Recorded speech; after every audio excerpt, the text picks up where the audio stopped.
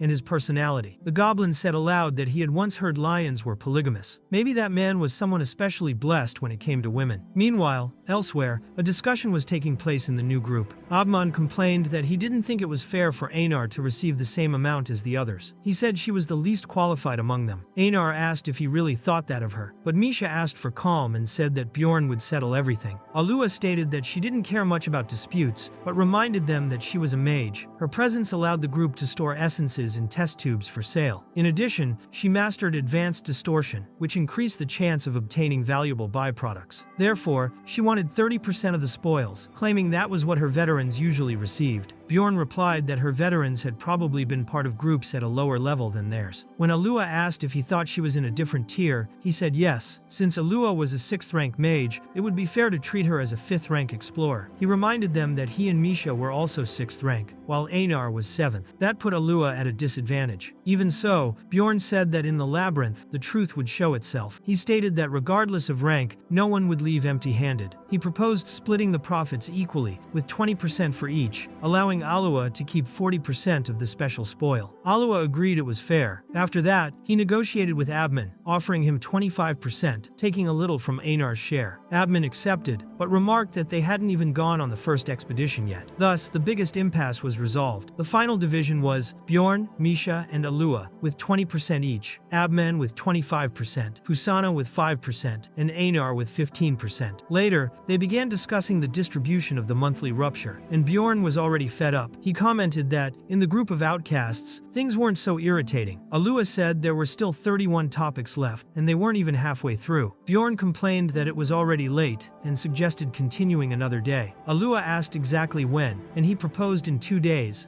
in the same place. He thought to himself that now he was dealing with a true mage, and that it really was a good thing he had chosen to be a barbarian. The next morning, they finished the official registration of the group and went back home. Misha and Einar went to rest, while Bjorn received a letter sealed by the followers of Leetless. The message said they had managed to arrange a meeting with the draconic humans, and all that was written was, "He will call for you." When Bjorn read it, he realized it was a summoning letter to another world. In the blink of an eye, he was already inside a draconic temple. The figure who greeted him carried an overwhelming presence. He said he knew Bjorn was not the first barbarian to set foot there, but that if he managed to leave alive, he would be the first to do so. The aura of the being was so intense it almost knocked Bjorn to the ground. He recognized it instantly. It was Dragon Dread. He knew that draconic humans were a noble and extremely arrogant species. That was why they had taken away his Dragon Slayer sword. But Bjorn also knew they would never do that without offering something in return. Even so, the tone was one of pure intimidation, and Bjorn grew irritated. He thought to himself why that damned people always needed to intimidate others. The temple leader, surprised by the barbarian's reaction, said he had never seen a response like that. But to Bjorn, Dragon Dread meant nothing. He roared with all the strength of his soul, breaking free from fear with a ferocious cry. The room fell into absolute silence. Even Bjorn himself felt something strange in his chest. The draconic human asked why Bjorn had shouted like that. Bjorn replied that he had just felt like shouting, and asked if there was any problem with that. The draconic man said no, there was no problem at all. He apologized for having triggered the Dragon Dread, explaining that in truth, he was against that kind of childish intimidation. But the elders had insisted that he needed to make an impact at the beginning. Bjorn then wanted to confirm something. He introduced himself as the son of Jandil, and asked if that man was the chief of the draconic human tribe. The draconic man replied that you could say so, but it was easier to call him Laugher. He then asked Bjorn to show him the Dragon Slayer sword, since he still found it hard to believe. Bjorn drove the sword into the ground without saying a word, and the next instant, Laugher was already at its side, examining it carefully. Bjorn didn't even notice how he had moved so quickly. Laugher confirmed that it was indeed the sword and asked what the person who had carried it was like. He wanted more details. Bjorn told him everything that had happened that day, but of course omitted anything that could put him at a disadvantage. Laugher acknowledged that he had come very far and said he would grant Bjorn's request. He promised to keep secret the fact that they had recovered the sword. It was then that Laugher revealed that Regal was his younger brother, and that, for that reason, he had been unable to stop him. He said Regal had killed their father, the ancient dragon, and stolen the sword. Laugher deeply thanked Bjorn for returning it. He said that regardless of the reward he asked for, they would always see him as their savior. Bjorn felt a little embarrassed, since he was only returning the sword for the reward. When he asked what they could offer him, Laugher first mentioned treasures. Bjorn refused, saying he didn't need money. Laugher then suggested something different, to offer a draconic warrior woman to join Bjorn's group, since he knew he was forming a new team. The idea was to provide him with an ally of his own race to fight by his side. Bjorn found the proposal tempting but refused again. Laugher insisted, saying she was very beautiful, and Bjorn retorted indifferently, saying that made no difference. The last offer from Laugher was the Arc armor, which would be crafted the following year. Arc was a material only draconic humans knew how to manipulate, and they could only create one item per year through a ritual. Even so, Bjorn refused. He said that if it were only for that, he might as well have accepted money. It was then that he asked for something more ambitious. The Dragon Blessing Tattoo, the source of the extraordinary strength of the draconic draconic humans. Laffer was surprised and asked where he had heard of it. Bjorn simply told him to hurry up. He told him to stop being stingy and give what was fair. Laffer wondered if all barbarians were like this. He said that if Bjorn's own race found out, he would be treated as a traitor. Bjorn shot back, calling him selfish. He reminded him that he had just called him a savior, and now he didn't want to give the reward he himself had promised. Bjorn also revealed that the goddess of light had told him he and Regal Vagos would meet again. He said there was a powerful destiny binding the two of them. Laffer asked if that was really true, and Bjorn confirmed it. He said he needed to get stronger, because he didn't want to lose any more friends because of Laffer's brother. And since Laffer himself couldn't stop him, then he had to invest in Bjorn, who would be the one to face him. When Laffer said he needed to consult the temple before granting the tattoo, Bjorn was immediately transported back to his room, safe and sound. There, he found Julie Urbans, daughter of manager Niall. She asked if he had changed his mind, since she had heard that his group had broken up. She wanted to know if it had been Rottmiller's fault. Bjorn replied that this N had indeed tried something against him, but he hadn't fallen into temptation. Bjorn reflected that the timeline seemed strange. The manager had summoned Rottmiller right after Julie's visit, and he had the feeling it was because of her that the district manager was holding bad feelings toward him. If he didn't do something, the problem would only get worse. So, he grabbed his mace and asked where her father was. He said he wanted to talk, but a talk in his own way. Julie asked why he needed a weapon for that, calling him Mr. Bjorn. He didn't understand what she meant. Why wouldn't he bring a weapon to a conversation? The first thing he did was break down the door to manager Niall's office. Niall dismissed the guards, saying everything was fine. Bjorn commented that he was a clever man after all. He wasn't a manager for nothing. Niall asked what the reason for that visit was, with Bjorn holding his daughter's hand and the door broken. He wanted to know if there was a good reason. Bjorn said that it was a family matter and should be resolved between them.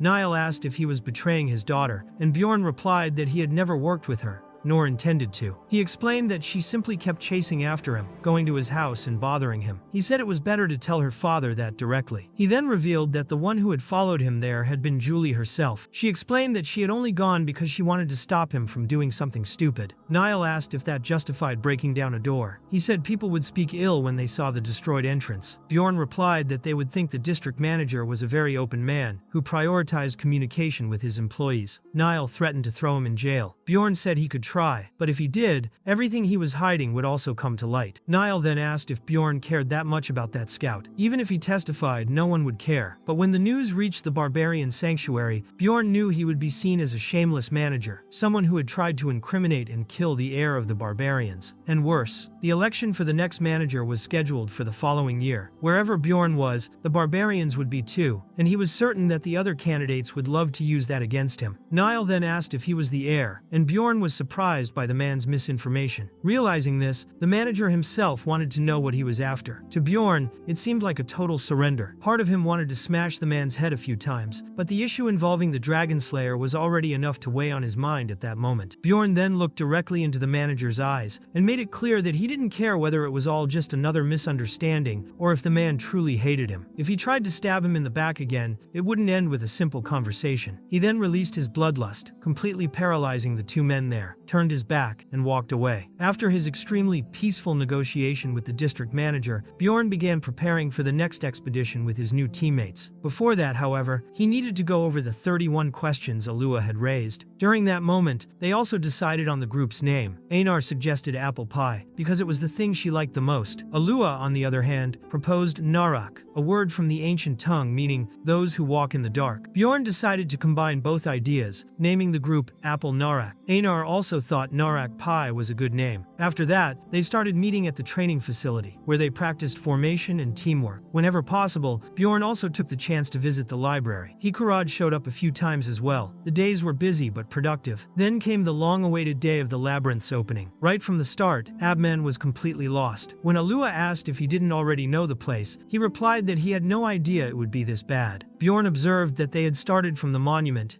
and returned to it in just 15 minutes. Abman's sense of direction was practically useless. Rai commented that she had been wondering why he had taken so long to arrive at the portal, and now the answer was clear. He got lost on the way. To avoid greater confusion, Bjorn decided to take the lead and said he could guide the way from then on, as long as Abman told him where the portal was. Following Rottmiller's advice, Bjorn knew it was smarter to always choose the wider paths when facing a fork. He also had to avoid mountainous areas, as there was a high chance they would turn into dead ends. On the outer poorer regions, the best option was to take darker trails with fewer crystals. This strategy worked well, and in just 12 hours they managed to reach the second floor, which was not bad at all. Fortunately, they arrived at an area much easier to navigate. In the Goblin Forest, there were 8 portal stones, and if any one of them was activated, the others would turn into ordinary stones. For this reason, groups that arrived late usually had to take a huge detour, unless they had a good guide. Although Abman was terrible with directions, he could sense the portal's presence and knew exactly where it was. When Alua used her magic to light the way, even Misha was impressed. Abman commented that the mage he had worked with before wasn't even close to being that good. Bjorn thought that Misha only realized it now, since Lior used to constantly say that other mages were much better than him. Normally, the Goblin Forest required a professional scout because of the hidden traps, but that was no longer a threat. The spheres of light created by Alua revealed each trap clearly. However, the light ended up attracting goblins, which were simply swatted away like baseballs. On the second day, they reached the 3rd floor, and already felt the effects of the witch's forest. Alua became very sick due to the dark mana spread across the area. On the 8th day, Einar was thrilled when she saw a castle, and shouted with excitement. Bjorn realized that they had progressed just as fast as when he was with Rotmiller, and now he understood that talent couldn't always be surpassed by effort alone. Alua remarked that she felt extremely sinister mana in that forest, and Bjorn said they would wait for the color shift before going in. As soon as the color changed, they advanced straight to the 4th floor. There they encountered a horde of half-trolls, goblins, orcs, and lizardmen. That floor was also known as the Training Tower, and Bjorn thought it would be the perfect opportunity to test the group's teamwork. He activated his gigantification combo and grew large enough to defeat a half-troll with a single strike. Abman blew up the other monsters using his dangerous material. Alua held the front line with just her fire spell. Bjorn thought the group was more than ready. They were capable of defeating any monster below 6th rank in under 3 minutes, and he was certain that both Misha and Einar would also do an excellent job. But there was a challenge. To cross the Sky Tower, they would have to climb the dreaded Stairs of Wisdom. Rotmiller had taken about an hour to complete them. If Bjorn were the one leading, it would take at least 5 times longer. It was already 10 at night, and Bjorn knew he wouldn't be able to finish the Sky Tower before the labyrinth closed if they kept that pace. Since it was late, he suggested they rest a bit. Einar was relieved when she realized she wouldn't have to stand guard that night. Once she was sure of it, she simply lay down and fell asleep instantly, without a second thought. Later, Alua suddenly appeared and sought out Bjorn. She had done the math and concluded that if they kept moving at that pace, she wouldn't be able to remain long on the 5th floor. Bjorn tried to reassure her, explaining that it was the group's first expedition and that, with time, they would all become faster. Alua accepted the answer, but he couldn't help thinking she was a frightening person in her coldness and precision. During the night, Bjorn was awakened by a telepathic message from Alua. She told him that while she was bathing, she felt something strange and activated her detection magic. She discovered that someone else was inside with them. Worse still, that mysterious presence was standing right behind her at that very moment. She warned him not to do anything reckless, as any mistake would put her life at risk. Bjorn was impressed by Alua's composure, even in such a dangerous situation. She replied that she felt the same way about him, and confessed that she had cast a spell on him earlier, allowing her to read his thoughts. She hadn't expected, however, that he would be able to communicate telepathically as well. Even so, she believed that presence would not try to hurt her immediately, which meant they had to think carefully before acting. Bjorn reflected that this person had probably entered the portal along with them. If he had arrived later, he would not have been able to access the labyrinth. However, something was strange. After the first stage, Alua had used her detection spell before they climbed the stairs, as she had learned from her seniors, and she hadn't detected anyone besides the members of the group. That could only mean 2 things. Either this person had used a special item that blocked magical detection, or he possessed a stealth technique above 2nd rank. The latter was less likely, since he had just been discovered. The fact that he hadn't made any aggressive move up to that moment indicated that he didn't have complete confidence in his combat skills. Because of this, Bjorn asked Alua to slowly crouch down until she touched the ground. She rightly warned that a mistake could cost her life. But before the situation worsened, Bjorn hurled his shield at the intruder's head. In the next instant, the assassin was revealed, coming out of stealth. The commotion woke the entire group. Bjorn, activating his gigantification, rushed to protect Alua. His attacks almost struck the invader, but the enemy managed to vanish again using his stealth skill. Bjorn warned everyone that the assassin had hidden once more and ordered them to prepare for battle. With synchronized movements, the group surrounded Alua in a defensive stance. He thought they had all all acted like true professionals. Alua confirmed that she could no longer detect the enemy. Abman suggested it was a stealth-based assassin and asked how many there were. Alua affirmed that, up until then, there had been only one. Bjorn told everyone to stay focused, as the enemy would reveal himself once he attacked. 10 minutes passed, with everyone still on alert. At that moment, Alua managed to locate him again, this time near the portal. Revealed by the spell, the assassin tried to escape. Abman fired an arrow, but the enemy slipped away through the portal. Bjorn ordered no one to panic. He told everyone to calmly gather their equipment. He explained that the man had entered the Stairway of Courage, and the doors to the next dungeon would only open once everyone was there. In other words, the enemy was trapped. He could not go back anymore. While preparing, Alua found the bag the assassin had dropped. It was an expandable bag full of assassination items, basilisk paralysis, poison, smoke bombs, and other lethal tools. He had been prepared to kill the entire group. Bjorn thought they had been very lucky. Things could have ended terribly if not for Alua. He ordered everyone to stay in position and warned that he would go ahead, giving the signal when it was safe. As soon as they entered the new area, the assassin did not reveal himself. Alua continued using her detection spell. Suddenly, a horde of monsters appeared. In the middle of the battle, a fire broke out, and at the end of the fight, everyone turned to the source of the flames. It was the assassin, completely charred. Alua confirmed it was him. She said that although subtle, it was still possible to feel that the mana belonged to the same person. Bjorn reflected that he had encountered all sorts of scoundrels up until then, but they had always fought to survive. This was the first time he saw someone end his own life like that, as if trying to protect an important secret. That made it clear he was not just a simple raider. Furthermore, inside the bag there was no identity plate. Alua commented that he probably hadn't carried one, but even if he had, any evidence would have been destroyed by the fire. Bjorn asked if she was okay, since the last time she saw a body she had gotten sick. Alua replied that the corpse golem had reeked so badly that it was impossible not to vomit, but aside from that, she could normally handle such situations. They carefully inspected the remains of the corpse but found nothing useful. Misha suggested they sleep a little longer, since Einar was literally sleeping on her feet. Later, everyone went back to rest. Einar had her foot on Misha's face, while Bjorn remained thoughtful. He considered two possibilities to explain who that man was. The first was that the Dragon Slayer had sent him. The second was that the mastermind was the district manager. The fact that he carried no identity plate reinforced the idea that it could have been Regal, but Regal had no reason to erase his tracks. The suicide suggested that the most likely culprit was the manager. At that moment, Bjorn noticed that Alua was awake. She looked at him and asked a direct question. If she hadn't used the detection spell at that moment, what would have happened? Bjorn, looking at her, asked if she really wanted to hear the answer. If they had been unlucky, all of them would have died. With a little luck, maybe only 1 or 2 lives would have been lost. Labyrinth expeditions had always been like that, always dangerous. You never know what kind of bastard might appear along the way. You never know when death might show up. But even so, Bjorn told Alua not to worry so much. It wasn't always that hard and dreadful in that place. He didn't know if that was truly comforting, but he tried to ease the mood by telling old stories of the outcasts group. He remembered how Lior had been devastated after they encountered the first group of raiders, how Rottmiller had shown him a beautiful view on the 3rd floor, and how that view became a tradition for the group. Alua said her seniors claimed it was just an insignificant effect of oversaturated mana, but still, she said she would love to see that view someday. Bjorn replied that of course she would, and suggested she go back to sleep. The next morning, Alua and Misha discussed the mysterious assassin. Misha was certain he was not a common raider. He was alone, and the way he killed himself seemed extremely suspicious. Bjorn said there was no point in worrying about it now. The important thing was to focus on the 4th floor. Einar, meanwhile, picked up the bag the assassin had left behind and asked how many cotton candies she could buy with it. Alua replied that if they sold everything inside, they could probably make more than 3 million stones. Bjorn was impressed and remarked that she was also skilled in that kind of thing. Alua said she would need to examine the items more carefully, but her estimate shouldn't be too far off. She explained that she held a regular appraisal license, different from the special licenses, and therefore had to judge items based only on her own knowledge, without using magical skills. Bjorn thought that sounded pretty difficult. Alua suggested that he study about it whenever he had free time, as it would make future negotiations much easier. But Bjorn assured her he was good at business and never lost an argument. Misha then asked if they would be stuck in the Stairway of Wisdom all day again. Bjorn replied yes, unless they had a professional scout with them. He said this, but knew that every decision they had made up until then had led them to increasingly greater hardships. Alua was commenting on the time of each room out loud. Even though no one had asked, she kept timing everything. 4 minutes and 11 seconds, then 3 minutes and 50 seconds. At one point, she said they had climbed quite a lot, but Bjorn retorted that they would have been faster if Einar hadn't stepped on a trap. On the 12th day, they finally felt safe enough to sleep without needing a watch. On the 16th day, they reached the 100th stage of the 4th floor. Alua, of course, recorded the time, 2 minutes and 40 seconds. At that moment, Bjorn realized something important. It was much easier and faster to simply destroy all the traps along the way. He concluded that traps weren't made to be disarmed, and thought about writing a book on it. Destruction is Easier by Bjorn Jandel. Alua analyzed their progress and commented that Bjorn had said a professional fighter would take 12 days to get there. They had taken 4 days longer, which wasn't too bad. But from the 5th floor onward, the fights would become much harder, especially since they had no scout. Bjorn thought she could at least give him a compliment. Fortunately, Misha did it for her. She said he had done a great job, and bet he was the only barbarian in the world who acted like a scout. Bjorn felt that Misha was the only person there who truly motivated him. Abman also played his part. From the 100th stage onward, it was possible to find a portal leading directly to the 5th floor, and he could sense the portal's location through his mana. After passing through 3 more stairways, they reached the last one. Abman explained that the portal there would take them straight to the 5th floor. Bjorn remarked that in the last room of the 4th floor, there was always a 5th rank monster, so it would be better to rest. Einar asked if it would be like that time with the vampire, laughing at the memory. Alua said she thought they could just enter, since she was able to focus better now. Abman replied that it didn't matter much to him. That left Bjorn and Misha a little surprised. That was now the group's attitude toward 5th rank monsters. Bjorn knew that not even half the people who entered the labyrinth made it out alive, but there was no point in saying that now. They decided to enter. The enemy waiting for them was a troll. Alua asked if she could cast the distortion spell, since troll parts were very valuable. Bjorn agreed, since essences were also extremely expensive. He remembered that when the outcast group had first seen a troll, everyone had frozen, but now, with this new group, he was ready. He activated his gigantification with the unity skill. Even so, the troll's punch was a problem for Bjorn, who still tried to block with his giant shield. However, he managed to counter with his mace, landing a direct hit on the monster's head. When the troll tried to strike back, it missed, as Bjorn cancelled his gigantification at the right moment to avoid the blow. He felt that he had now completely mastered the technique and was far stronger than before. Misha seized the opening and delivered a freezing strike, preventing the troll from regenerating in that area. Einar then used her inherited skill, Successive Slashes, a 4th rank technique with the effect of 2 cuts in 1. But the troll's skin regenerated so quickly that it managed to counterattack. Even so, Einar did not retreat. She said it was nothing and went at it again, now using life absorption, a skill that inflicted damage while boosting her own regeneration. Bjorn noticed she was fighting exactly as he had taught her. He felt proud. With that lifesteal ability, Einar became a strong sub-DPS. All she lacked now was a good primary attack skill. Misha, on the other hand, needed to drink more beast blood to level up, so that fight was useful for everyone. Abman asked if he could join in, saying he was curious to see how the ladies would handle the battle. He then fired 3 precise arrows that hit the troll's joints, limiting its movements. At that moment, Misha and Einar launched a joint attack, bringing the creature down, but then the troll activated its super regeneration. That was when Alua joined the fight, summoning her 5th rank lightning spear. The strike was direct and precise, completely charring the troll's head. The creature was defeated, and in the end, the battle wasn't as difficult as they had expected. Bjorn and Misha looked at each other, realizing they were thinking the same thing. They both remembered the immense struggle the old group, the so-called failures, had had to defeat a troll. They knew they had to carry that past as a mark etched into their souls, but they couldn't live trapped by it. Now it was time for a true expedition. The group was ready to advance to the 6th floor. On the 18th day of exploration, at 7 in the morning, they reached the imposing territory, known as the Great Demonic Realm of the 5th floor. The atmosphere was heavy and tense. Another group was already there, watching the portal with wary eyes and defensive stances. That region had 3 main zones: the Hellfire Rift, the Ice Rift, and the Spectral Rift. Organized clans could cross those areas more easily, but small groups like theirs faced serious obstacles. Even so, the safest place was still the starting point of the floor. Bjorn noticed that everything looked very much like what he had seen in the game. Moreover, his spiritual attributes had increased by 20 points just for arriving there. Alua explained that this was known as baptism, a blessing from the labyrinth itself granted to those who reached such depths. With it, their skills became even stronger. Misha asked if that kind of blessing was useless for mages, since they didn't consume essences. Alua replied no, mages also benefited.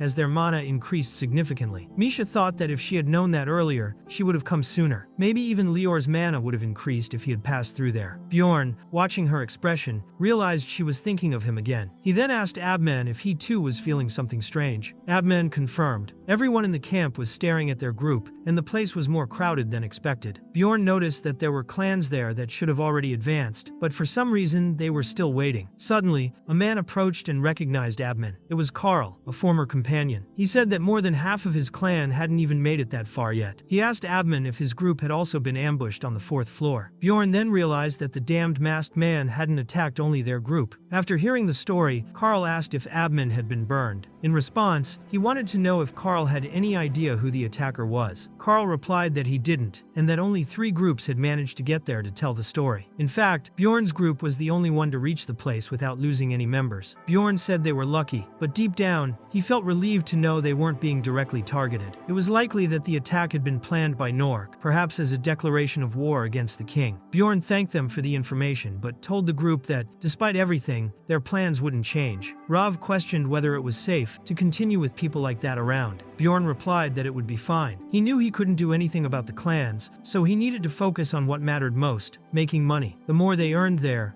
the better. If war broke out, no one knew how long it would take before they could return to the labyrinth. Soon after, they entered the first special region, the Hellfire Rift. The place had a field effect. They received the Mark of Fire and Ashes, which increased resource consumption by 1.5% and reduced fire resistance by 30 points. The heat was extreme. To ease the situation, Alua activated the Ice Blood skill, raising everyone's fire resistance. After that, they felt much more comfortable until the Rift monsters appeared. They were Fritus, C-rank spiritual creatures. Alua imbued Bjorn's and Einar's weapons with ice energy, adding frost damage to their attacks. Even so, hitting the Fritus was difficult, since they were spiritual type. Bjorn hated fighting that kind of monster, as his elemental damage wasn't very effective. Alua and Misha then combined their freezing magic and charged forward, destroying the creature with ease. Misha complained that unfortunately, the monster hadn't dropped any essence, but Bjorn gained enough experience to level up, reaching level 5. At that moment, another group appeared. They were exhausted and heading back to the safe zone. They asked why Bjorn's group didn't just kill the monsters along the way. Their mage froze a Fridi, and the archer finished it off. To everyone's surprise, an essence dropped from the defeated body. The 2 groups stared at each other in silence. The rival group's knight said he would take care of the essence. Bjorn found it strange. If that man was simply going to ignore the rules and steal someone else's essence, then there was a problem. And Bjorn loved to fix heads like that. He ordered his group to prepare for combat and told them not to panic. The enemies were only 5, all human type. He knew this was a game of courage. The first side to back down would lose. If both wanted to fight to the end, the result would be chaos. That's why he gave a final warning, asking them to back off. But, as expected, the rivals refused. Bjorn thought that, if necessary, he would take that essence, even if it meant wiping out the other group afterward. His plan was simple: use gigantification and throw them off the cliff. Maybe he wouldn't be able to steal their equipment, but victory was what mattered. Before things got worse, the mages from both groups intervened. They said enough was enough. The mage from the other group seemed the most respected there, and was clearly the one in charge. The 2 mages began speaking directly. One introduced himself as Ephraim Velor, from the Dayan school, and asked Alua how her master was. She replied that he was still the same. Ephraim then asked about Master Dian, and Alua said he was still researching. Ephraim confirmed with a smile, saying of course he was. It was their group's biggest project after all. Alua questioned whether demanding the essence wasn't wrong, but Ephraim replied that he didn't see it as irrational. For him, customs were customs, and it was clear they had been the ones responsible for the kill. Even the committee would probably acknowledge that it was a conflict that would naturally lead to a review. Even so, Alua said she wasn't sure. From her point of view, it wouldn't be easy for them to be seen as the righteous ones, especially since they ignored customs when starting the conflict. Considering all that, she thought insisting with the committee over a single essence was an exaggeration. It seemed simpler just to give it up. Ephraim ended up agreeing. He said they would yield the essence. He commented that he didn't like doing that sort of thing but would accept it. Then he asked his group to stop acting petty, reminding them they weren't raiders either. Alua accepted the decision and asked Bjorn what he wanted to do with the essence. He replied that they should put it in a test tube as they were going to sell it. In this way, the two groups reached an understanding, at least superficially. Meanwhile, the rival group's archer was staring fixedly at Bjorn, but Efrain immediately called Hans, saying it was time to leave. At that instant, both Bjorn and Misha felt something odd. They felt the Hans effect, as they called it. Damn, they thought. The archer's name really was Hans. It had already been 21 days since they had entered the labyrinth, and they had spent 4 days on the 5th floor. Except for Einar reaching level 4, everything seemed relatively calm. But in truth, Bjorn was only pretending everything was fine. He had gone through the Hans effect, and that could only mean something terrible was about to happen. Alua noticed his unease and asked if he didn't think that was an exaggeration. She knew he was trying to draw a map, but he seemed confused. Bjorn replied that he was sure things would improve over time. She then teased him, asking if he wasn't too much trouble. Bjorn said he didn't think so. He admitted he could be annoying sometimes, but he also found it fun. He felt he was improving day by day. More importantly, if he truly was the one responsible for guiding everyone, then creating that map would make everything easier. He apologized for making them wait, and said that day they would continue along the same path as always. Alua commented that it was a little frustrating, but admitted they didn't have enough power to stand up to the big clans. Misha agreed, saying that the most disappointing thing wasn't even the fact that they couldn't hunt monsters, but that the reason for it was other people. Bjorn thought that the clans really were monopolizing everything there. In recent days, they had been blocked from entering 3 areas. If they wanted to enter,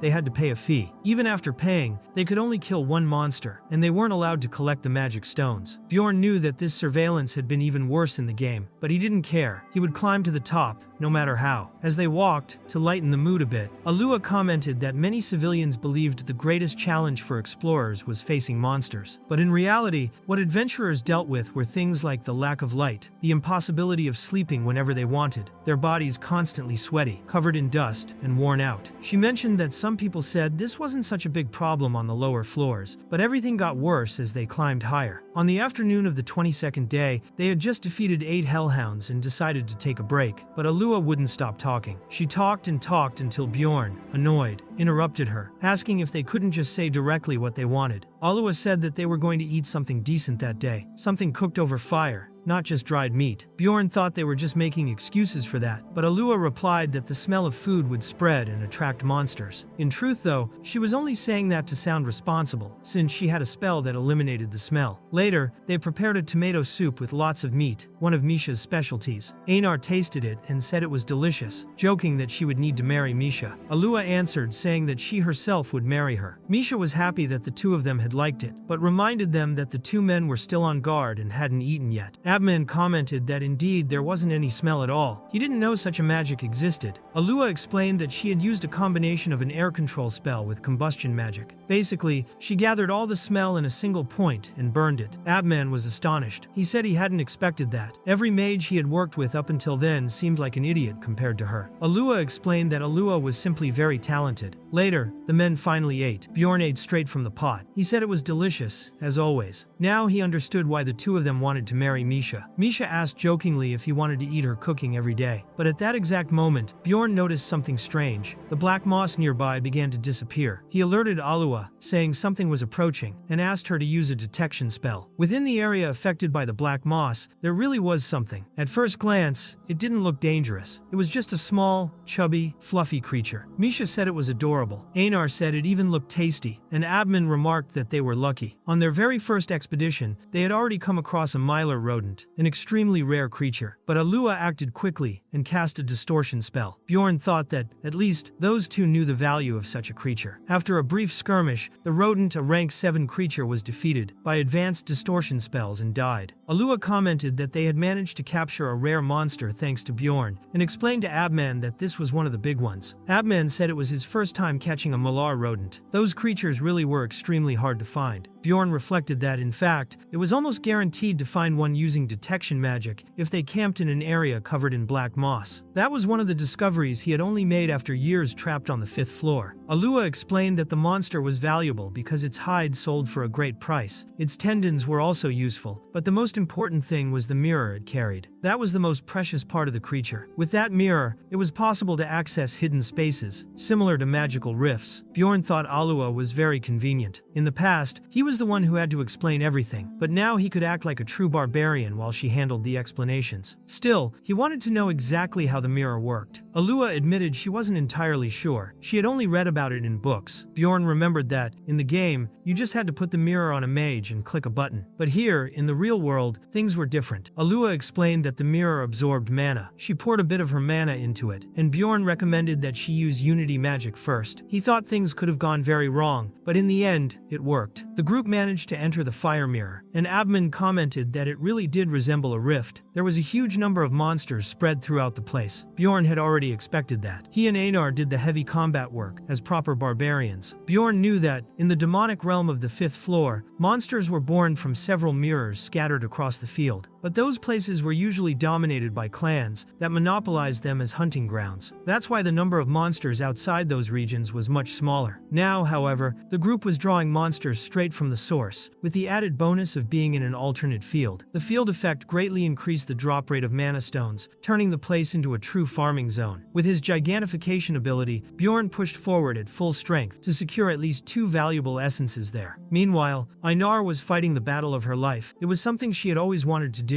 She was attacking with agility and precision, dodging blows at the same time. Her performance impressed Bjorn, who thought her combat instincts were far sharper than Misha's. Alua, with her powerful ice spells, was essential, but she warned that her mana was almost gone. Bjorn advised her to save it and stick to support, which she obeyed. The wave of monsters continued for quite some time, until it finally stopped. A large number of mana stones were scattered across the field. Bjorn was thrilled with all that money, but Alua asked them to wait a bit before starting to collect. She needed some time to recover. 5 minutes later, Alua used her stone collector to absorb everything. Misha pointed out that there was an essence among them. Einar confirmed, saying she herself had defeated that monster. It was a creature with several hanging heads. Abman identified it. It was the Headhunter, a rank 7 undead. Bjorn suggested leaving that essence behind. Einar protested, asking why she couldn't take it if she was the one who killed it. Bjorn replied that essence wasn't good for her. Alua also said it wasn't worth putting it into the test tube. A 7th rank essence wouldn't fetch much, and she had read that you could only carry a single item out of that kind of space. If they wanted to take more than one, they'd have to use distortion magic to escape, which was risky. That's why they had to be very strategic with their choices. Only the rarest items were worth the effort. The group decided to rest for a while. Later, Abman had already detected the presence of a portal. Bjorn said they would head in the opposite direction, since that was the way out. They wanted to stay inside as long as possible to collect magic crystals. On the night of the 22nd day, at 7 p.m., the group knew there was only 1 week left until the labyrinth closed. They needed to hurry if they wanted to find something truly rare. In the following hunts, they killed many monsters, such as the Hell Guardian, a Gremlin, the Warrior of Ruin, and other enemies they would never have been able to face without the mirror's help. 3 days later, they left the wasteland, but the more monsters they fought, the more fatigue piled up. The map was huge and full of creatures, so they began facing dangerous situations. They made some stops along the way, but Bjorn was satisfied. He thought it was all worth it. Before, good loot only came when they captured raiders. Now, he felt like he was swimming in money. On the morning of the 27th day, in the territory of the Snow Wolf clan, they were defeating a horde emerging from within a mirror. But then a new monster appeared, averters. One of the guild members was shocked, saying it had been a year since they'd seen one. The captain ordered an immediate report. It was far too rare. They needed its essence. However, when the creature tried to cross the portal, it was blocked by some invisible force. On the other side of the mirror, in the burned forest, the Narak de Masan group finally found the exit portal. The Verters, a rank 5 monster, was about to escape, but Bjorn acted quickly and stopped it from leaving that dimension. Bjorn knew just how rare that monster was, so rare that even Alua barely knew about it. There was only one Verters in the entire burned forest, and even the clans controlling the exit area of the Great Demonic Realm rarely saw it more than once a year. That's why he was so excited. What's more, the drop rate of a Verter's essence was 100%, making it even more special. Concerned, Alua asked Bjorn if he was okay. He shouldn't just go charging at monsters he didn't know. Bjorn answered that it was just a C-rank monster, so it wasn't that dangerous. Still, Alua insisted that he back off. She needed to figure out the creature's abilities before doing anything. Bjorn thought he couldn't reveal that he already knew all that. It would look too suspicious. But deep down, he knew he could hold the monster off for hours if necessary. When Alua finished her full analysis of the Verters, she discovered it had one passive ability and 3 active ones. The first was called Explosion Scars, which struck the same target twice and caused a blast. The second was Wings of Greed, which absorbed energy from the environment to regenerate its body. The third was Legion of Hatred, a skill that summoned demons. And finally, the dreaded Ray of Destruction, which fired a continuous beam of light for 3 seconds. Bjorn asked how much longer they were going to just stand around watching. Alua replied that now they could act. Abman said to just finish it quickly. With the group in sync, they killed the creature in the blink of an eye. Bjorn realized that the essence that dropped was exactly the color he wanted, but a bad feeling washed over him. Even so, he couldn't take the essence, so he said he'd like someone else to absorb it. Misha and Einar asked who would be chosen. Bjorn replied that he thought it was best if Einar took it. She celebrated on the spot. Misha only smiled, saying she already knew he would make that decision. The price of that essence was extremely high, around 16 million stones, although the value could vary a bit depending on the buyer. Einar asked if it was really that much. Alua explained that no, the direct sale value would be much lower, especially if placed in a test tube, where only 40% of the total value would be returned. Bjorn remarked that she could experiment with the essence, but asked if she really wanted to take it as the expedition's main item, since they might still find something even rarer ahead. Alua said that possibility couldn't be ruled out. Abman stated that, for him, it didn't matter. He had already made enough money to help cover the restaurant's expenses, and if an ally could get stronger, all the better. The matter was settled right there. Einar absorbed the Vertar's essence. She didn't know exactly what its effects would be, but Alua promised they could research the attributes later. For now, she needed to try using the inherited skills. Einar still couldn't activate Legion of Hatred or Ray of Destruction, but the Wings of Greed worked immediately. She literally sprouted a pair of wings and wondered if she had become a Valkyrie. She thought it was incredible, and told Bjorn she now had wings. He simply confirmed, saying he could see them, but Einar couldn't fly. Even with the wings, she was bound to the ground. Bjorn explained that it was a regeneration ability, not a mobility one. While they talked, more monsters began to approach. Einar took the opportunity to test her new power. By accident, she managed to activate Explosion Scar. Then, she used a continuous slash along with the blast, causing so much area damage that she wiped out all the enemies around her. Bjorn realized he had made the right choice in giving her that essence. Einar had become much stronger and incredibly fast. Shortly after, she even combined Vital Absorption with Wings of Greed, creating a regeneration combo so efficient she fought like a true berserker, constantly healing herself. The test of greed had been completed successfully. As a result, many magic stones dropped. Bjorn reassured Misha, saying that in the future she too would become very strong. On the 30th day, at 8 a.m., there were only 16 hours left until the labyrinth closed. Among the trees, a huge monolith appeared before them. Bjorn thought they had finally arrived just in time. In the game, that monolith had no function. There were others identical to it, scattered across the fields outside the burning forest. Maybe they served only as landmarks marking the center of the area, but there might also be something he hadn't discovered yet. Alua suggested they stay for a while to investigate. For 2 hours, they followed some instructions and carefully analyzed everything. In the end, Alua said she was close to uncovering something, but not this time. Bjorn replied that they were out of time and could try again on another occasion. On their way back, they found a burned cabin. For Bjorn, that was great. It meant they wouldn't need to return there later. On the first floor, there was nothing, but on the second, they found an old book written in a forgotten language. Bjorn immediately realized that this did not exist in the game. Alua, who could read the ancient language, translated it. It was a diary. On day 192, the rescue had not arrived, and only 3 members of the expedition remained. On day 271, they finished building the house. On day 467, one of the people had gotten pregnant. On day 670, the fire orb began to lose its power. And on day 711, they accepted they would die there. Finally, they wrote that if the world was not destroyed by the witch's hands, and someone found that place one day, they should use what was in the basement to save the world. Alua commented that whoever had written that material was probably from their own world, maybe even from another dimension, but still, she questioned how those people had ended up there. With that, the next step was obvious: to go to the basement. Inside, there was only a small chest, and inside it was a fire orb. Bjorn picked up the orb and Alua assessed it. She concluded she would need to take it to the city, so she would use her distortion magic specifically for that item. After that, the group continued their hunts until the labyrinth closed. Then everyone was transported back to Rafdonia. Later, at the Komelobai marketplace, the clerk confirmed that the orb was an extremely rare rare item. He said that, according to rumors, not even the great clans possessed one of that type. It was a fire orb that reduced fire damage within a radius of 15 meters, and it functioned through an activation word. Alua wanted to know the exact value of the item, and that was when the clerk revealed he hadn't mentioned an important detail. The orb could only be used by the first person who touched it. Since Bjorn was the one who picked it up, he was the only one authorized to activate it. Bjorn said he didn't know that, but Alua looked at him suspiciously. He even thought she had discovered his lie, but this time he got away with it. The clerk then wrote the activation word for them. Alua said she didn't care about the situation anymore, but emphasized that Bjorn had heard everything, especially the fact that it was an area effect artifact, which made its use something public. Even so, Bjorn assured her he would only use the orb for the good of the team. Alua was surprised, since, knowing his personality, she imagined he would charge people to enter the area protected by the item. Bjorn, however, thought it was actually a good idea but changed the subject and asked why she had refused the appraiser's proposal. Alua explained that if she revealed where she had found the item, the appraiser would profit much more than she would, and she would never allow that. It wasn't just about the orb, but also the book and the diary. They couldn't let more people know about it. She herself planned to investigate everything in the future and revolutionize the academic field. That's why she said she was counting on Bjorn from now on. The witch's secrets in the ancient world seemed to be hidden within the labyrinth, and Alua decided to search for them. She wanted to continue being an explorer, and she would do it by his side. The next day, the group returned to Kamelabai to split the earnings. The total collected was 37 million stones. Bjorn and Misha kept 7 million each. Einar got 5 million, but Alua reminded them that the essence's cost still had to be deducted. The others, excluding Einar, received 4 million each, totaling 16 million. Bjorn said that if that was the case, he would help pay, suggesting they deduct it from what he had received. Misha commented that she would later charge Einar separately. Alua, in turn, asked if Einar wouldn't get anything that day. Einar replied that it was impossible, as she had a lot of money to receive before and now had nothing at all. She thought the math was wrong. In the end, Einar's debt was 1,150,000 stones. However, later, Alua and Abman confirmed that Einar had indeed increased her combat power, thanks to the rank 5 essence. With that, her profit percentage was adjusted to 20%. Now, the split was fairer. Still, Bjorn thought it all seemed unfair to him. After all, he was the tank, the guide, the organizer, the leader, and he also shared the most valuable secrets of the game with everyone. He felt he deserved at least 30% of everything. 3 days later, Bjorn reflected on the next steps. The idea was to spend a year establishing a base on the 5th floor, and then advance to the 6th. He knew that from the 6th onward, progress would be much slower, as that floor required more than just brute strength, it demanded patience and strategy. If they managed to reach the 6th floor, they could obtain an important essence. However, there was a serious obstacle: the conflict between the underground city of Noark and the royal family. Just that week, 471 people had died on the 4th floor in a single event. It wasn't monsters, but a terrorist attack. It was in this context that Misha appeared in Bjorn's room with troubling news. The royal family had issued a statement directed at explorers. They were organizing an expedition against Noark, and any explorer of rank 6 or higher who participated would receive rewards. Among them were a 3-year tax exemption, payment proportional to merit, and even an essence from the royal treasury. Bjorn found the offer tempting, but foresaw the chaos it would bring. Misha commented that many explorers would fall for it. She then asked what he intended to do. At that moment, Bjorn remembered Bike H's warning, who had advised him never to get involved in elimination missions. He told this to Misha, who felt relieved since she also had a bad feeling. Even so, they decided to also talk to Alua and Abman about the matter. When asked about Einar's reaction, Misha said she thought it would be a good chance to gain fame, but that they would handle it. Later, Alua commented that calling it a punitive expedition was an exaggeration. It was closer to a war. Abman, with his usual humor, said that if the baby was born the following year, he would have a 20-year tax exemption. But he stated that if he wasn't going to participate in the expedition, he also wouldn't allow Bjorn to. Bjorn thought that settled it. No expedition. He decided to just follow the news through the community. Abman then suggested they grab a drink later. There would be a gathering of explorers from the 5th floor, and now that Bjorn was a team leader, it was important to build connections. Although he didn't really enjoy socializing, Bjorn admitted Abman was right and said he would attend. Later, in Sector 8, around 10 p.m., the gathering took place. Although Bjorn didn't manage to get much useful information at that moment, it was a good opportunity to better understand the mentality and customs of the other explorers. He noticed they were already beginning to recognize him as the little Vulcan, and in that environment, he heard something familiar. A blonde boy, sunburned, commented that they should be more selective about who was allowed in there. He said that if they kept letting ignorant barbarians in, the bar's reputation would plummet. Bjorn, hearing that, could only suddenly think angrily, what kind of nonsense was that idiot talking about? The blonde boy asked if they were really talking to him. He said Bjorn was just a rookie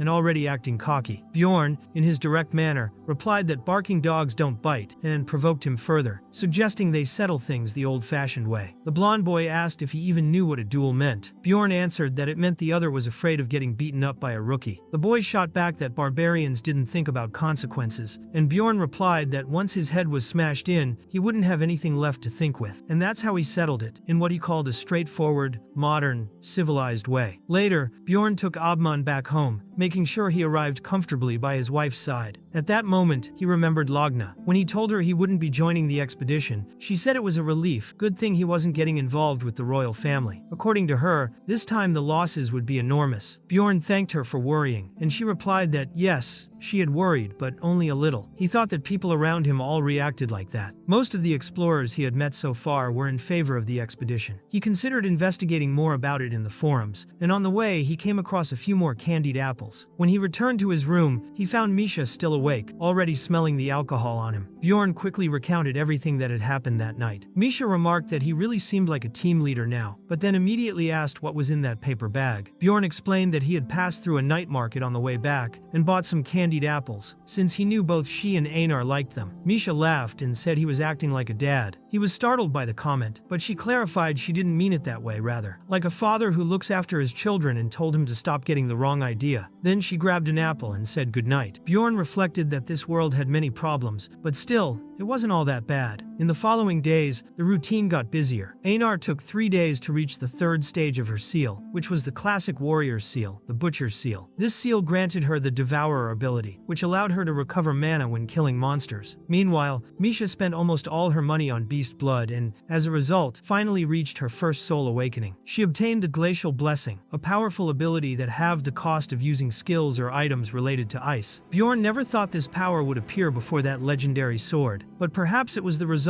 of all her effort up to that point. Bjorn also began meeting with Rotmiller almost every day for guide lessons. Rotmiller himself joked that he was teaching so much, he was already considering opening a training school. Bjorn remarked it would be a great idea, since if he were the teacher, he'd certainly have many interested students. A few days later, another one of those dinners took place. At first, it had only been with Erwin, then Misha joined, and now Einar as well. Bjorn commented that Erwin always showed up without warning, and she replied it was elf intuition. Misha joked that she kept coming back until she found Bjorn, and Einar added that she was right, calling it a fake-out. Bjorn, desperate, begged them to stop. He thought it would be great if all of them could get along. It was another one of those exhausting days, but it wasn't over yet. At the end of the day, Bjorn's soul was transferred to the community. As usual, he went to meet Beiko, but he was in the middle of a battle and said he had to leave. Before going, he made sure to say that if Hansu had heard about the expedition, he should never, ever take part in it. Beiko had appeared only to deliver that warning and then left, saying he'd only see him again the following month. Hansu was intrigued. He thought, what did he mean, battle? 1 minute inside the community equaled only 0.02 seconds outside, an extremely short interval. If Beiko had left in such a rush, it meant he was facing an extremely dangerous enemy. And it made sense, since Norik's extermination force had been deployed just the day before. If Beiko wasn't in the labyrinth, then he was probably fighting there. Moreover, his warning made it clear that a second extermination force was coming. It was pure chaos. Hansu decided to investigate. He had time until the Round Table Observers meeting, so he began combing through the community chats. The subject was always the same, Norik's extermination mission. Amid so many conversations, he found a room titled, I'm about to die, ask me anything. There, a player recounted that he had been struck in the neck and, when he opened his eyes, he was already there, with about 12 seconds of life remaining. Hansu wondered how that was possible. What kind of battle had that much intensity for something like this to happen? The author of the post said he didn't really know. He mentioned the presence of black magic. On Earth, he was from Canada. In the game, he belonged to the Ari Betten clan, from the command ranking. He revealed this because he knew he wouldn't survive. As he read through the conversation, Hansu noticed there were many others happening at the same time. He silently observed everything, until something made him feel compelled to comment. That's when Elf Nuna appeared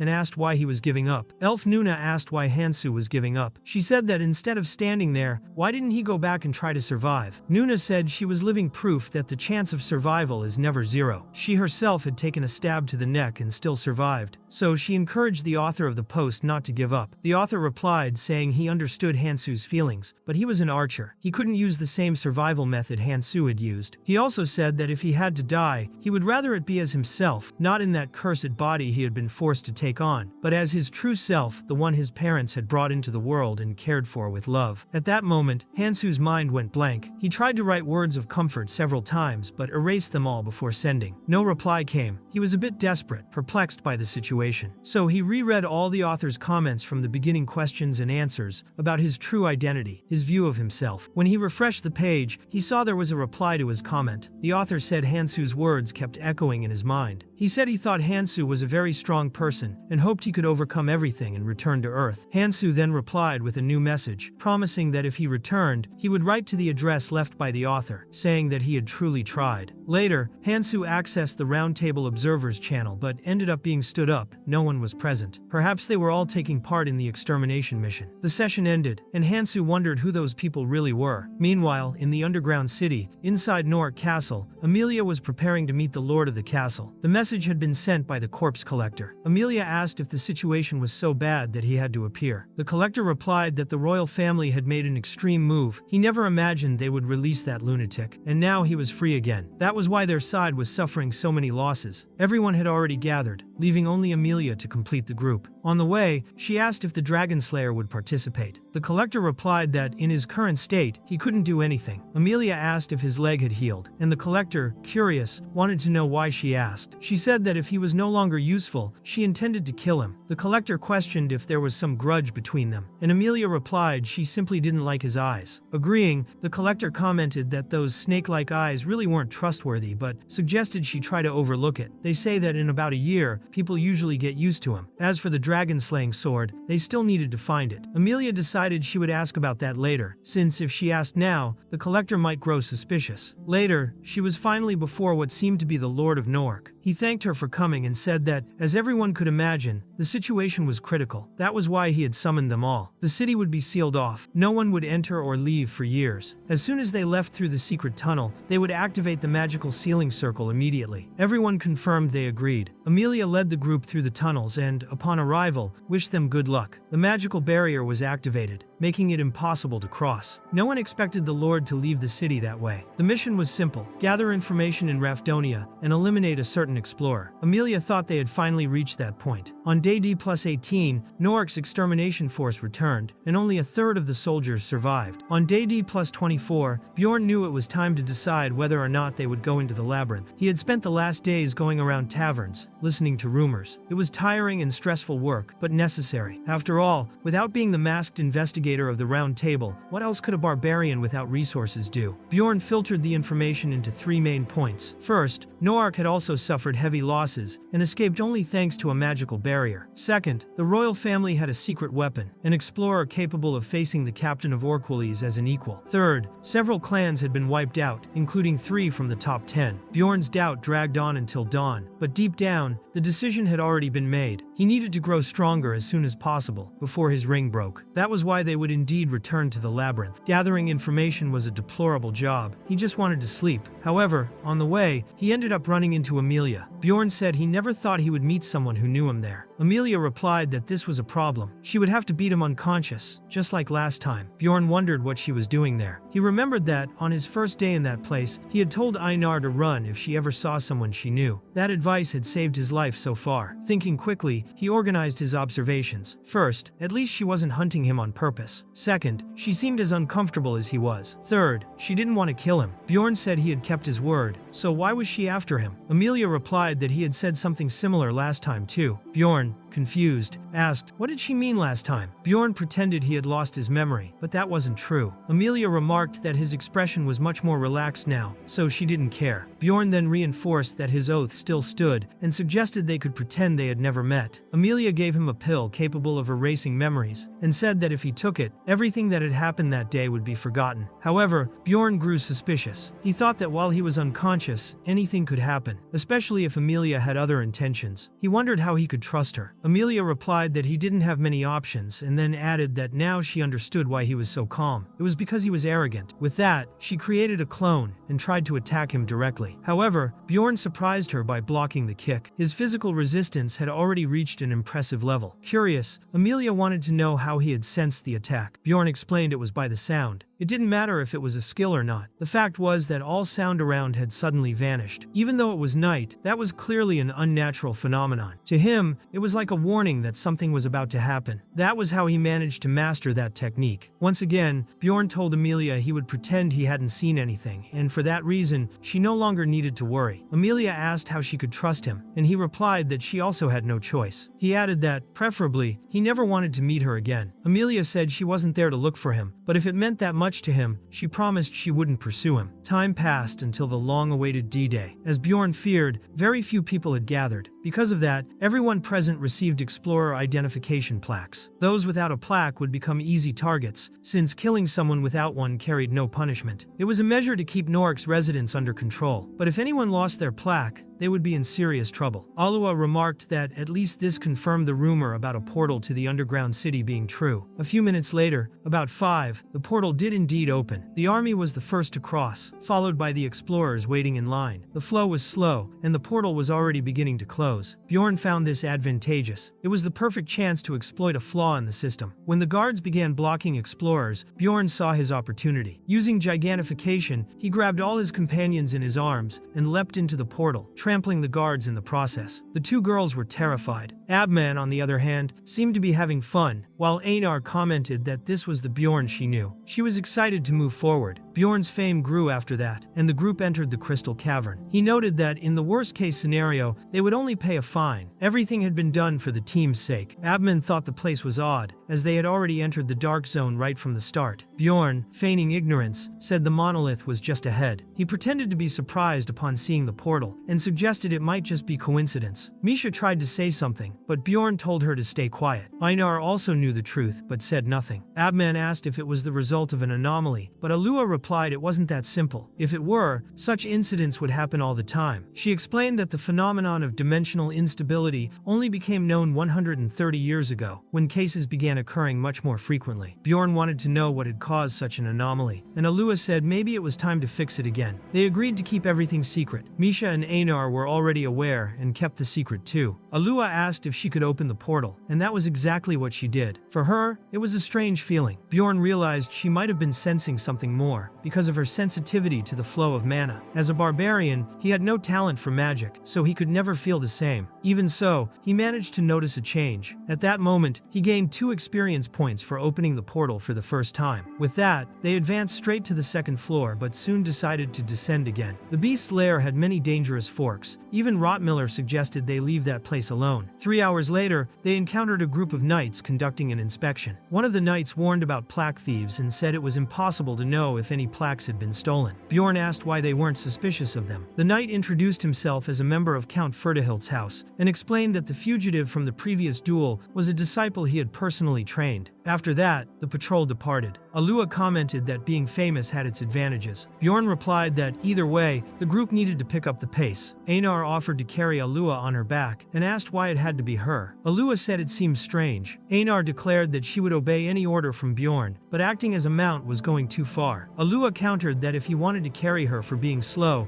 it made more sense for him to do it himself. Misha also grew irritated and questioned the situation. Abman, observing, realized a female rivalry was about to begin, and found it amusing. To end the conflict, Bjorn decided to carry Einar's backpack. Even so, Alua climbed onto her back. On the 7th day of exploration, at 8 in the evening, they reached the 27th floor of the Sky Tower and decided to rest, since they would have to wait 4 hours anyway. Alua remarked that this time, not even her detection magic had found anything. Bjorn decided to take the opportunity to eat and sleep. As always, Misha cooked. Everyone loved the food, and the group feasted. Alua commented that human generosity appeared when least expected. She never imagined Bjorn would have brought so many ingredients. Bjorn explained that in subdimensional space, food doesn't spoil. That's why he thought it best to store everything just in case. Later, Abman asked who would keep watch overnight. Bjorn said he didn't think it was necessary. Alua agreed. Throughout the journey, she had used her detection magic and never found any threat. That night, everyone prepared to sleep. However, about 15 minutes before midnight, something strange happened. Everyone felt a presence moving nearby. Bjorn immediately realized what it was. A rift had opened on the 4th floor. He explained mentally to himself that the 2 most notable traits of a rift are the drastic increase in essence drop rates and the appearance of a guardian monster that grants special rewards. That was why he knew they had to go there. The portal would open soon, and they had to prepare quickly. Abmon pointed toward the rift and commented that it didn't seem too far. He expressed concern, hoping it wasn't the Rift of Illusions. Alua, however, replied that she preferred it to be that one. She had heard that with a strong enough willpower, the effects of the illusions became almost negligible. Meanwhile, Bjorn reflected that this would be the first time Misha and Einar faced such a challenge. That made him curious. He wanted to see how they would perform, a rational and cunning mage, and a fearless and impulsive barbarian. If they resisted well, perhaps his case wasn't as unique as he imagined. They chose to pass through the stairs of perseverance, and, as suspected, it truly was the Rift of Illusions. As soon as they entered, Bjorn began reliving memories from the past, especially his childhood. They were painful memories, even worse than any hospital treatment he had endured. Despite the pain, he decided not to be shaken. He would let those words go in one ear and out the other. He was already an adult and had gone through worse. To him, life was like that. Things simply happened, and there weren't always culprits. Sometimes it was someone's fault, other times, no one's. In the end, what remained was to accept and move on. It was then that a new illusion appeared. Lior stood before him, but Bjorn was unfazed. He simply walked past him and remarked to himself that those lines sounded like something straight out of a movie. Because of that, he overcame the illusion test quickly. Abmon and Einar weren't affected either. Alua and Misha, however, came out visibly shaken, almost traumatized. With the end of the illusions, Bjorn announced that everyone could rest for a while. Soon after, they found the true rift of the 4th floor. The group was now in the doppelganger forest, more precisely in the Cave of Shadows. Bjorn realized this confirmed they weren't in the Golden Ruins, since on this floor there were two types of rifts: the ruins, known for pouring out money everywhere, and the forest, home of shadowy copies. Alua explained that the portal hadn't closed yet because the total number of participants hadn't been reached. Inside the 4th floor rift, up to 3 teams could enter. Each one started locked in a different dungeon to prevent direct confrontations at the beginning. They were stuck for now, but would be freed at the right moment. Bjorn decided that, if problems arose later, he could step in by revealing what he knew. However, if he acted as he had done before, with the so-called failures, Alua and Abman would eventually notice the same thing Rottmiller had, that he was not an ordinary person. Alua gave a summary for everyone, and after that, the group rested. She commented that they were incredibly lucky. On their first expedition, they had found a mirror, and now, on the second, a rift. She said it seemed like she was the one responsible for all that luck. Bjorn, without paying much attention, just nodded vaguely and ironically. On the 8th day, at 7:11 inches the morning, the rift gates opened. The first zone of the doppelganger forest was the Cave of Shadows. Each team began in a different spot, and in time, all would meet at the rift's center. The final boss would be defeated together, but until then, everything was competition. The first threat Bjorn's group encountered was none other than Bjorn's own doppelganger. The copy possessed the same abilities, including gigantification and unity. To face him, Bjorn did the same. He used his powers and charged into battle. The clash between the two Bjorns was brutal. The strength of the battle was such that even his companions were stunned. Abman remarked that it looked like a true duel between giants. Meanwhile, Alua used her skills to curse the clone several times, which helped weaken it. During the fight, Bjorn's clone murmured, "Sorry, Mom," which left the real Bjorn confused and a bit shaken. He froze for a moment and almost got hit. He realized that even his most despicable habits, like fighting dirty when at a disadvantage, had been copied. That clone was identical in every way, which meant he couldn't relax for even a second. Alua, watching the battle, remarked that she had the impression Bjorn was actually enjoying the fight, and she wasn't wrong. Soon after, with much effort, Bjorn managed to pin the clone down, creating the perfect opening for Misha to deliver the final blow. Before being destroyed, the clone looked at Misha and said he loved her. That caught everyone off guard. Bjorn immediately realized the clone was using her feelings against the group, and he grew furious. The worst part was that it worked. Confused, Misha asked if he was being serious. Bjorn, determined and impatient, simply told her to finish it once and for all. Still shaken, Misha asked why Bjorn had rejected her that time. The group quickly noticed the situation was starting to feel like a soap opera drama. Abman, a true fan of that kind of story, was loving the scene. But things got even more over the top when Bjorn's doppelganger said to Alua that he liked her too. Bjorn warned that it was best to ignore it. The clone was just saying all that to try and survive. Abman commented that the guy was really smooth-talking, and to his surprise, the clone said he liked him too. At that moment, Abman lost his patience, finished the clone off, and asked the entire group to pretend they hadn't heard any of that. In fact, he insisted that even he himself hadn't heard a thing. Right after, another Bjorn doppelganger appeared. Evidently, he showed up so often precisely because Bjorn was the most powerful in the group. However, this time Bjorn preferred not to get involved. The clone was tougher than the previous one and amused himself by mocking the group while defending against their attacks. That enraged both Abman and Alua, who eventually defeated the enemy with great effort. Abman commented that he never wanted to fight like that again. Alua said he fought like a madman, spreading acidic blood everywhere. Bjorn thought that, thankfully, no more clones of him appeared after that. About 4 hours later, the group reached a crossroads. Alua explained that from there, they might encounter other teams, but Bjorn also considered that doppelgangers of those other members could appear as well. He hoped the opponents would be at the same level as them. However, before he could think further, he felt a sudden and inexplicable unease. That's when they came face to face with Hans's doppelganger, Hans Christen. The moment he saw it, Bjorn charged with uncontrollable fury, like a bull on the rampage. In his mind, he could only repeat that Hans had to die, that he had to be killed right there. Hans used several spiritual summons to try to defend himself, but Bjorn ignored everything and destroyed any creature that appeared before him. He didn't want to be affected by the so-called Hans effect inside that rift. His next strike was precise, tearing off the fake Hans's head with brutal force. Then he ordered everyone in the group to step back. Alua asked why he was so alarmed, and Bjorn said the clone had left a poisonous trap, but inside, he knew that wasn't exactly it. He just didn't want to admit the real reason. The Hans effect had already begun taking hold of his body. As he stumbled and fell face first to the ground, Bjorn realized that the small stone fragment lying there couldn't be a simple coincidence. It was the trigger for what was happening. He immediately ordered everyone to get out, but before they could escape, they were surrounded by more Hans clones. The enemy was multiplying now. And that's it for today, folks. I truly hope you enjoyed this part of the story. If you made it this far, you know what to do. Drop a like, comment what you thought of the fight against Hans's doppelganger, and of course, subscribe to the channel if you haven't already. That helps our content grow a lot. If you enjoy this kind of content and want to support the channel even more, consider becoming a member. Besides directly helping the project, you also get exclusive perks like behind the scenes of the writing process, extra scenes, and early access to some scripts and videos. We know times are tough, but with your support, whether it's a like or a subscription, we'll keep going strong, creating more and more quality content.